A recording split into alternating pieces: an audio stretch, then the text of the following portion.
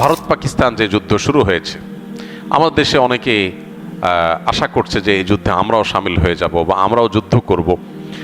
প্রথম কথা হলো যে নবী করিম সাল্লাল্লাহু আলাইহি সাল্লামের প্রতিশ্রুত সেই ঐতিহাসিক মুসলমানদেরকে বাতিলের বিরুদ্ধে লড়তে হবে, জীবন দিতে হবে, জিহাদে যেতে হবে, এটার জন্য মুসলমান প্রস্তুত থাকতে হবে।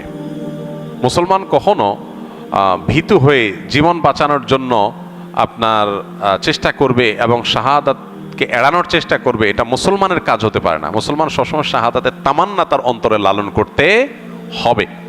শাহাদাতের তামান্না নাই, আকাঙ্ক্ষা নাই, এটা মুনাফিকের চরিত্র, এটা ইমানদারের চরিত্র না। তামান্না আমাদের থাকতে হবে যে আল্লাহ, মৃত্যু যখন হবেই, আল্লাহুম্মা ইন্নী আসআলুকা শাহাদাতান ফি সাবিলিক, ওমর রাদিয়াল্লাহু আনহু দোয়া করতেন, আল্লাহ আপনার কাছে আপনার রাহে শহীদ হয়ে যেন আমার মৃত্যু হয়, সেটাই আমি চাই।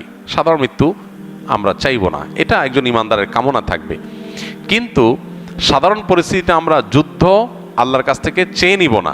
শাহাদাত চাওয়া আর যুদ্ধ চাওয়া এক জিনিস না। দেখেন ওমর রাদিয়াল্লাহু আনহু শহীদ হয়েছেন, একজন অগ্নি পূজকের খঞ্জরের আঘাতে নামাজরত অবস্থায় তিনি মারা গেছেন, এবং শাহাদাতের মর্যাদা আল্লাহ তাকে দিবেন ইনশাআল্লাহ।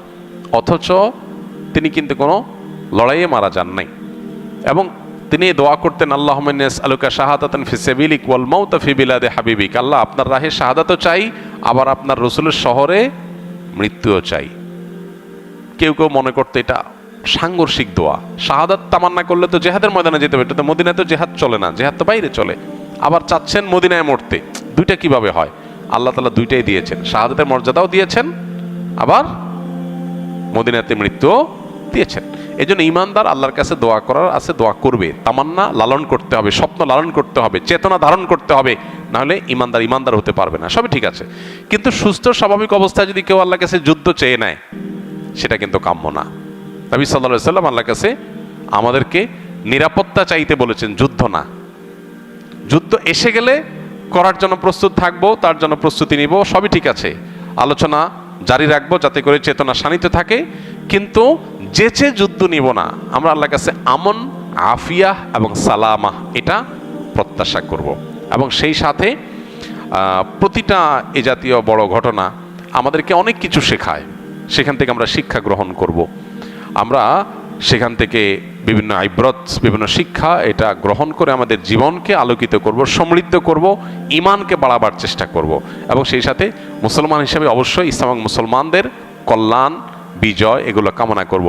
সূরা রুম আমরা পড়ার চেষ্টা করতে পারি, যাদের সুযোগ আছে সূরা রুমের শুরুর আয়াতের তাফসীরটা পড়ে দেখতে পারি।